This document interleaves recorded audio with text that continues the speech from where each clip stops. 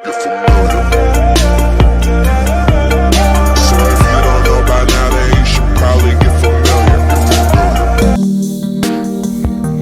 selamat pagi teman-teman. Bagaimana kabarnya di hari Minggu kali ini? Semoga semua baik-baik saja dan sehat selalu ya. Jangan lupa ya teman-teman untuk selalu menjaga kesehatan, olahraga tiap pagi biar fit. Jangan lupa untuk selalu pakai masker jika teman-teman ingin keluar rumah, dan pula siapkan selalu hand sanitizer. Jangan dulu untuk nongkrong atau berada di kerumunan. Pilihan terbaik adalah di rumah saja. Oke, untuk hari Minggu ini saatnya saya untuk bercerita lagi. Sebelum kita mulai lagi untuk bercerita, jangan lupa ya teman-teman untuk selalu support channel ini dengan klik tombol subscribe, dan jangan lupa untuk aktifkan loncengnya agar ketika saya upload video baru, teman-teman mendapat notifikasinya. Terima kasih. Di video kali ini, saya ingin bercerita mengenai haruskah hubungan di dunia pelangi ini berakhir dengan ikatan pernikahan? Kenapa saya ingin bercerita mengenai ini? Karena banyak sekali orang yang DM ke IG saya menanyakan kenapa tidak hubungannya tidak dilanjutkan saja sampai ke pernikahan.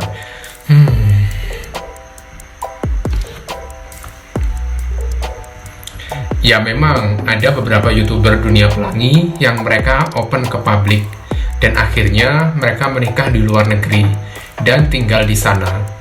Karena ya di beberapa negara di luar Indo ada yang melegalkan pernikahan sesama gender dan mendapat surat nikah secara legal. Dan juga beberapa bulan ini kan ada nih YouTuber baru, orang asli Indo, lebih tepatnya anak, saya lupa usianya berapa, cuma ya dia masih kecil sih menurut saya, masih ABG lah, remaja lebih tepatnya. Dia kabur dari Indo dan menikah di luar negeri, dan suaminya ini bule. Ini remaja cowok ya, yang menikah dengan laki-laki bule. Saya hanya berpikir, haruskah sampai seperti itu? I don't know. Ya itu pilihan hidup orang ya, namanya manusia punya pilihan hidup masing-masing, dan menanggung resiko masing-masing juga. Kalau di video sih, ya kelihatannya mereka bahagia banget. Namun ya, kita kan tidak bisa membandingkan kebahagiaan kita dengan kebahagiaan dia. Semua orang berhak bahagia dengan pilihan hidupnya masing-masing. Lalu, apakah saya pernah memikirkan untuk menikah dengan boyfriend saya? Jujur ya, pernah. Tapi kan banyak halangan bagi saya untuk bisa melakukan itu. Saya masih memikirkan dampak dari kehidupan sosial saya, dampak untuk pekerjaan saya, dampak dari keluarga saya. Banyak hal yang nantinya bisa membuat saya jadi kehilangan apapun jika saya memaksakan ego saya hanya untuk menikah dengan boyfriend saya. Saya pun sampai sekarang juga tidak yakin kalau memang saya get married dengan boyfriend saya, hubungan itu akan terjalin sampai seterusnya. Karena ya, to be real aja gitu loh. Di dunia pelangi ini, namanya kesetiaan itu sulit untuk didapatkan. Ya, mungkin kalau hubungan masih baru, masih 1 bulan, 2 bulan, 5 bulan, 6, bahkan 7 bulan, itu masih romantis-romantisnya. Coba kalau sudah lebih dari 1 tahun. Apalagi kalau melihat rumput tetangga yang lebih hijau, bisa-bisa kandas hubungan itu. Iya, kalau masih pacaran, hubungan kandas, it's okay aja.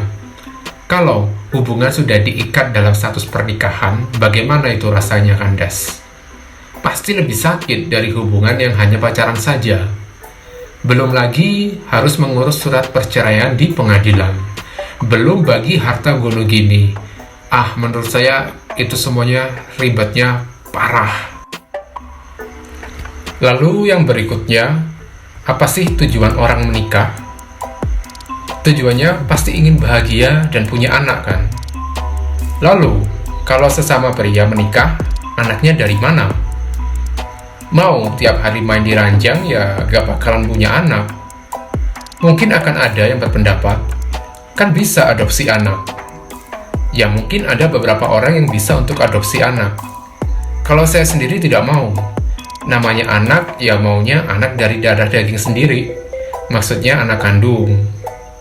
Atau mungkin ada yang berpendapat, kan bisa tuh di luar negeri pakai ibu pengganti. Ya tapi kan hal seperti itu sama saja. Itu anak dari kita dan ibu pengganti itu, bukan anak dari kita dan pasangan kita.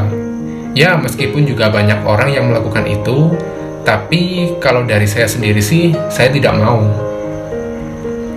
Sampai sekarang pun bisa dikatakan, bisa saja saya meminta pacar saya untuk berlanjut ke tahap yang lebih serius. Maksudnya menikah. Tapi tahu sendiri, mana ada di Indo yang melegalkan pernikahan sesama gender? Tidak ada, tidak bisa, dan tidak akan pernah bisa. Dan tidak akan pernah ada. Saya sendiri sih meskipun saya hidup di dunia pelangi gini, saya lebih setuju jika pernikahan itu laki-laki dan perempuan. Udah itu aja. Jadi teman-teman, tolong jangan membandingkan cerita hidup saya berkenalan dan berhubungan dengan orang-orang di dunia pelangi ini seperti kehidupan film BL Thailand. Akan beda jauh. Kalau film, ada skrip, cerita diatur produser. Yang terpenting ceritanya menarik dan kebanyakan happy ending. Kalau real di dunia nyata, coba deh bandingkan relationship di dunia pelangi gini, lebih banyak happy endingnya atau sad endingnya. Kalau cerita dibuat-buat saja sih, ya bisa happy ending terus ceritanya. Beda kalau orang benar-benar cerita dari real pengalaman hidupnya, akan berbeda-beda ceritanya. Saya sendiri sih, jika berhubungan dengan orang-orang di dunia pelangi, ketika awal saya jatuh cinta, di situ pula lah saya harus juga bisa menerima resiko kalau suatu saat saya bisa kehilangan orang yang saya cintai.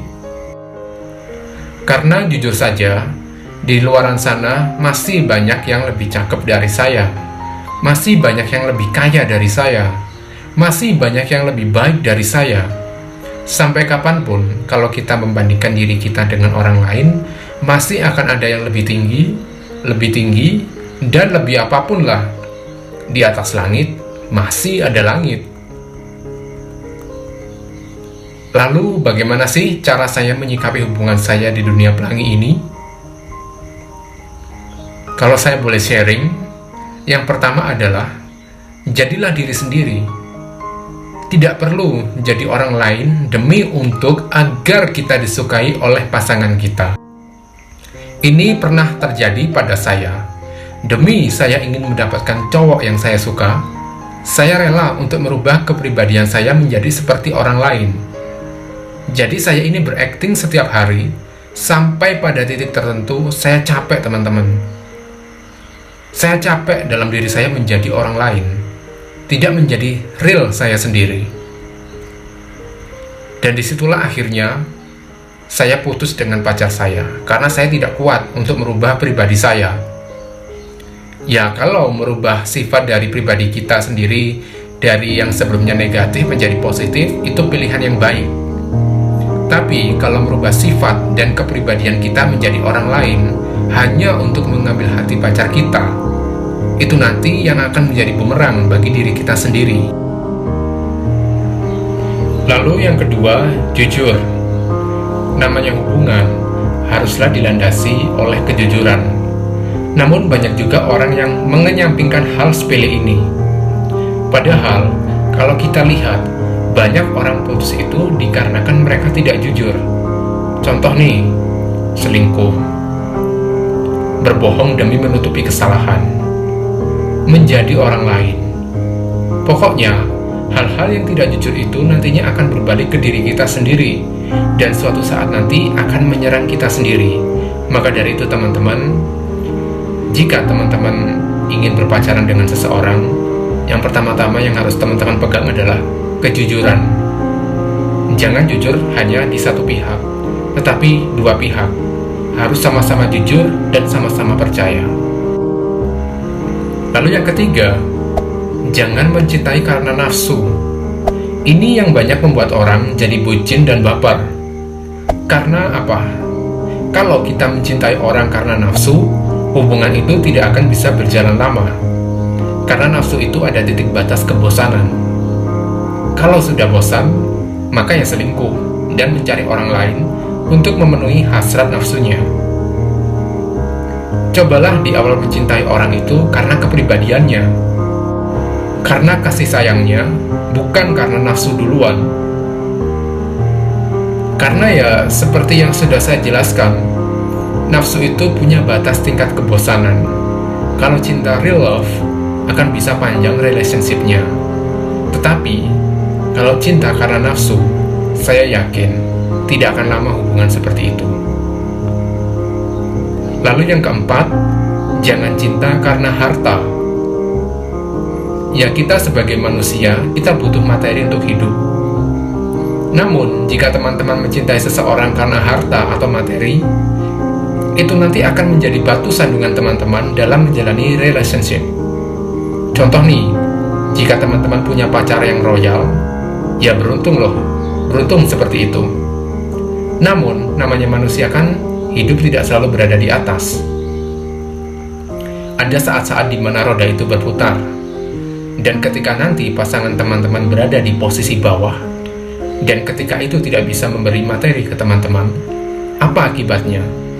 Pasti salah satu egonya akan muncul dan menyalahkan pasangan kita tidak loyal lagi, tanpa mengetahui kesulitan yang sudah dirasakan oleh pasangan kita.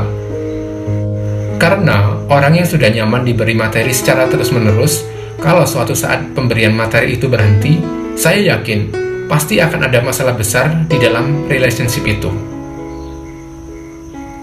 Jadi itulah teman-teman yang bisa saya share di video kali ini.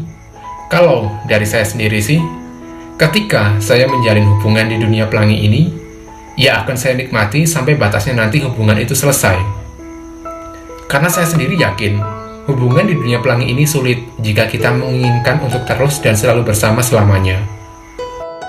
Selagi bunga sedang mekar, nikmati saja keindahannya, sampai nanti dia layu dan menghilang. Oke, sampai di sini dulu saja cerita kali ini. Selamat beraktivitas di hari Minggu ini. Semoga semua dilancarkan aktivitasnya, dan jangan lupa untuk selalu menjaga kesehatan. Sekali lagi, hindari tempat-tempat keramaian. Kalau bisa, berada di rumah saja sampai keadaan di kota teman-teman membaik. Dan seperti biasa, don't forget to be strong, be positive person, keep healthy every day. See you on the next video. Bye-bye.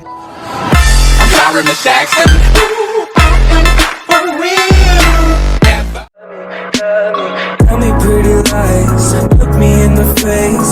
Tell me that you love me, even if it's fake.